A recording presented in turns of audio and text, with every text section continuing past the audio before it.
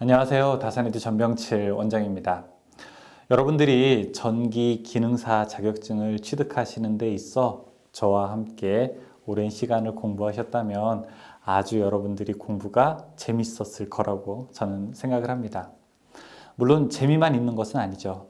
그 중간중간 제가 3분응선, 7분응선이라고 이야기했던 것처럼 여러분들께서 정말 고난의 시간들, 그 다음에 너무 힘들다라고 생각했던 어려운 시기들도 같이 있을 겁니다. 하지만 저는 여러분들이 그 시간을 이겨내고 무엇보다도 앞으로 더 많은 일들을 더 잘 해낼 거라고 반드시 믿어 의심치 않습니다. 혹자는 이런 말을 하게 됩니다. 전기 기능사 자격증 따는데 뭘 그렇게 어렵게 공부해? 그냥 관연도 10년, 관연도 15년 보고 달달 외우면 되는데 라고 이야기하지만 저는 여러분들에게 강의에서도 여러 번 말씀드렸다시피 이 자격증이 여러분들의 인생에 있어서 목적지라고 하면은 정말 그렇게 공부를 해도 괜찮을 수 있습니다. 하지만 전기 기능사 자격증이 목적지가 아니라 인생의 하나의 경유지에 불과하다면 내가 앞으로 전기 기술자 혹은 이 공학적 기술을 습득하는 데 있어서 첫 발을 내딛는 관문이라면은 여러분들이 저와 함께 공부했던 그 과정들은 하나도 버릴 것이 없다고 생각을 하게 됩니다. 제가 오늘 여러분들께 그런 이야기를 드리면서 오늘 강의 제목은 전기 이어 달리기라고 지었습니다. 여러분들이 지금 공부하시는 과목은 바로 전기 기능사입니다. 전기 기능사에서는 전기에 대한 기초 용어들, 그 다음에 정의들, 그 다음에 수식을 어떻게 사용하는지에 대해서 학습을 하게 됩니다. 여기에서 이제 전압, 전류, 위상, 교류, 주파수 이런 단어들이 계속 나오게 되면서 전기 기능사를 실제로 배우게 되는 우리가 학습 수준은 한 고등학교 1학년 정도의 수준으로 잡았기 때문에 여러분들이 중학교 이상을 나오셨다면 누구든지 그때 무엇을 배웠는지 기억은 나지 않더라도 충분하게 도전하실 수 있는 자격입니다. 전기 기능사는 어떤 과목으로 되어 있나요? 총 3가지 과목으로 되어 있습니다. 첫 번째, 전기 일반, 두 번째, 전기 기기, 그 다음에 마지막으로 전기 설비가 있습니다. 일반적으로 전기의 회로에 대한 이해, 그 다음에 전기가 어떻게 만들어지는지에 대해서 나오게 되고요. 그리고 전기기기는 우리가 직류기, 유도기, 변압기, 정류기 이런 것들에 대해서 나오고 전기설비는 마지막으로 전기를 실제로 외선, 어떻게 우리 집에 들어오게 되는지, 전기공사는 어떻게 하는지에 대한 학문적 내용들이 들어가 있습니다. 자, 여러분들이 이런 것들을 기본적으로 공부를 하셨다면 이제 아주 즐거운 이어달리기를 할 수가 있습니다.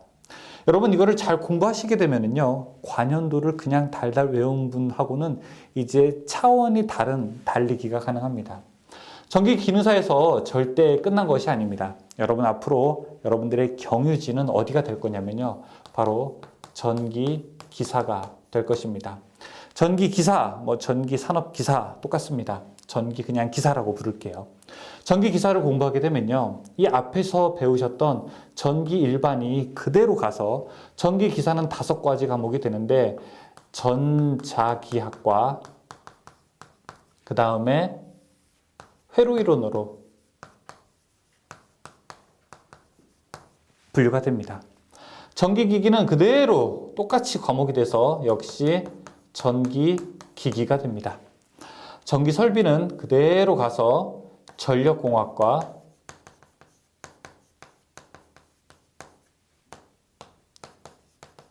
법규로 나누게 됩니다. 여러분들이 전기기능사에서 배웠던 것이 하나도 버림없이 그대로 전기기사로 오게 되는 겁니다. 그래서 실제로 전기기사를 공부할 때 보게 되면 아무것도 모르시는 분들이 전기기사를 공부하는데 약 4개월에서 6개월 정도의 시간이 걸렸다면 전기기능사를 공부하시는 분들은 2에서 3개월 정도면 여러분들이 전기기사에 대한 필기 내용을 어느 정도 이해할 수 있게 됩니다. 전기기사를 꼭 도전해서 따십시오. 전기기사에서는 여러분들 전기기능사처럼 이렇게 친절하게 전압은 뭡니다, 전류는 뭡니다 이런 거 안 알려줍니다. 그래서 공부를 해본 적 없으신 분들, 공부를 그냥 쉽게 하고 싶으신 분들은 관연도 책만 보고 외우기만 하죠. 하지만 이 앞에서 어느 정도 기초 체력이 되신 분들은 여기 왔을 때, 아, 전압이 그렇게 되는구나. 아, 전기 기사에서는 이거를 조금 더 이렇게 이야기하는구나라고 우리가 충분하게 이해할 수 있게 됩니다. 여러분, 전기 기사를 따게 되면 그 다음은 더 재밌는 것이 있습니다. 어떤 게 있냐면요. 바로 전기 공사 기사라고 하는 게 있어요.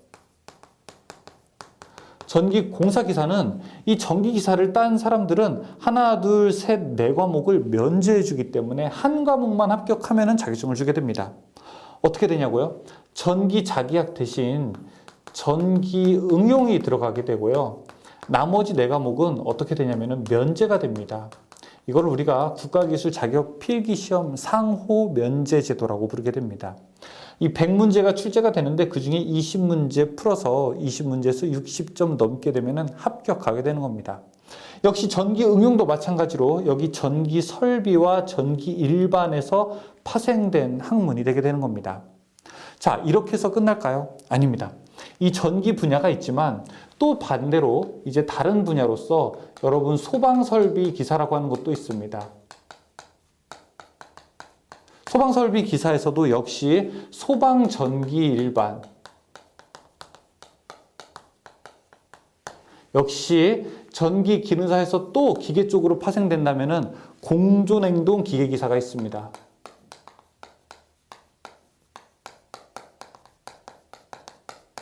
공존행동 기계기사에서도 역시 전기와 관련된 부분이 시험 문제 출제되게 됩니다. 이것뿐인가요? 산업안전기사도 있습니다. 산업안전기사에서는 전기 위험 방지 기술이라는 과목이 있습니다.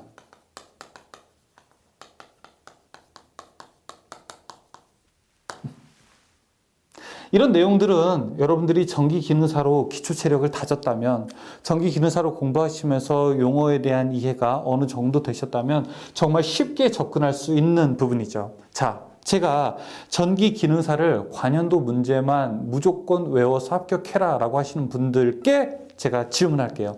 정말 그게 답입니까? 여러분, 그 말씀에 정말 책임지실 수 있습니까? 그렇게 해서 자격증을 따면은 정말 여러분들이 다른 자격증을 딸 때 혹은 실무에 있어서 큰 도움이 됩니까? 절대 안 그렇습니다. 자, 전기기능사를 따게 되셨다면 또 다른 자격증을 준비할 수도 있습니다. 바로 승강기 기능사죠. 승강기 기능사에서는 전기 기초 이론이 등장을 하게 됩니다. 또 역시 승강기 기사가 있습니다. 승강기 기사에서도 한 과목은 전기, 제어, 공학이 됩니다. 여기서 배웠던 전기들 다 이렇게 파생되게 됩니다. 이것뿐일까요? 아닙니다. 또 신재생 에너지 기능사 기사가 있고요. 또 이것뿐인가요? 아닙니다. 전기 기능장은 여기 있는 과목들이 역시 그대로 사용되게 되는데요. 전기 일반, 그 다음에 전기 기기, 그 다음에 설비, 이 3개의 과목 플러스 나머지 4개 과목. 여기서 4개 과목이라고 하면은 송배전, 전력전자, 그 다음에 디지털, 마지막에 공업 경영까지. 여기 있는 것들 올곧게 모두 다 사용되게 됩니다.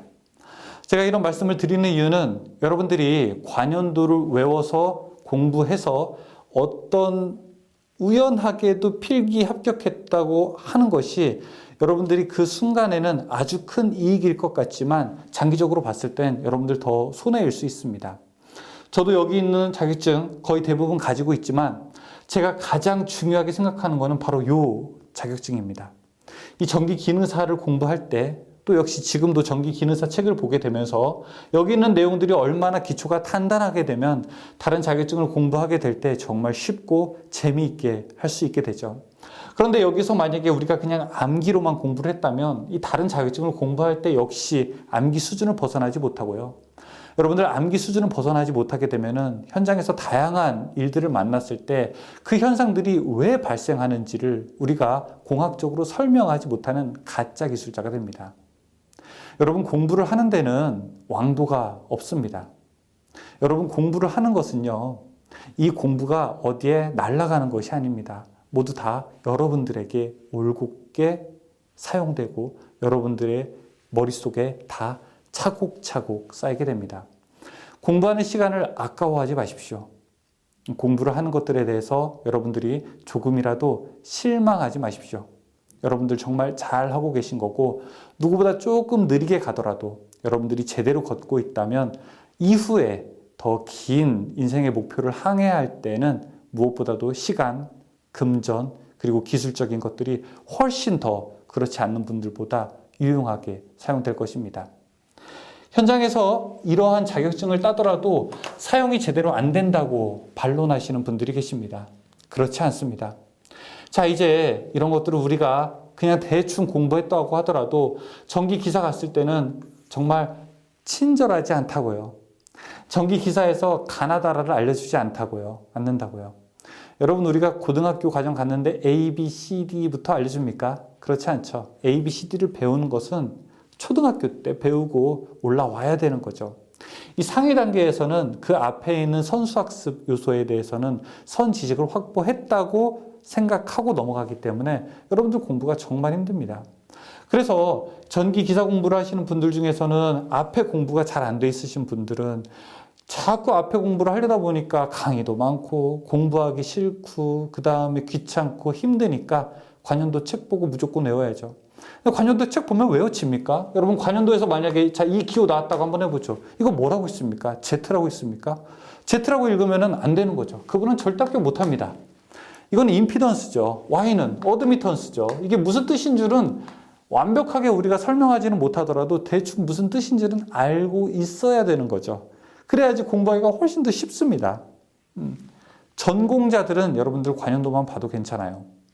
전기를 전공하거나 어느 정도 앞에서 선수학습이 되신 분들은 관연도를 보아도 읽을 줄 아니까 괜찮은데, 그렇지 않은 분들은 저는 차근차근 한 걸음씩 나아가면서 학습하기를 바라는 마음이 큽니다.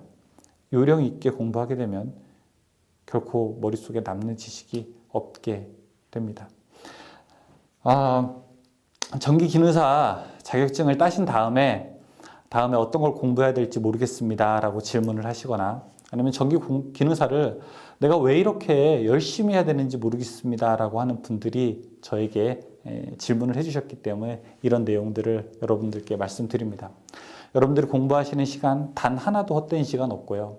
여러분들이 앞으로 공부하실 때 이 전기기능사가 정말 튼튼한 밑거름이 될 겁니다. 저는 한 번도 이 내용에 대해서 의심한 적이 없고, 그래서 저는 전기기능사를 처음 공부할 때 가급적 여러분들이 즐겁게 공부하시기를 바라고, 즐겁게 공부하시기를 바라는 마음에서 조금이라도 더 좀 재미있게, 아니면 조금이라도 편안하게 강의를 하려고 노력을 했습니다. 궁금하신 내용 있으시면 여러분들 댓글로 달아주시고, 여러분들 앞으로도 즐거운 전기 공부가 되기를 바라겠습니다. 여러분들이 바로 할 수 있다고 생각합니다. 감사합니다.